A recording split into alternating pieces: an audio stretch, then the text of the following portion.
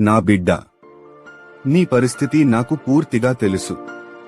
నువ్వు ఏమి అనుభవిస్తున్నావో, ఏ భయం నిన్ను వెంటాడుతున్నదో అన్నీ నేను చూస్తున్నాను. భయపడకు బిడ్డా, నీ పక్కనే నేనున్నాను. అంధకారంలా కనిపించే ఈ దిశలో కూడా నా చేయి నీకు అండగా ఉంది. నీవు నిలబడలేననుకున్న చోట నేను నిన్ను నిలబెడతాను. నీవు మూసుకుపోయిందనుకున్న దారులను నేను తెరవగలను. నా బిడ్డ, నీ స్థితి శాశ్వతం కాదు.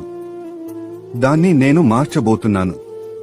కన్నీటి రాత్రులను ఆనందపు ఉదయంగా మార్చేది నేనే.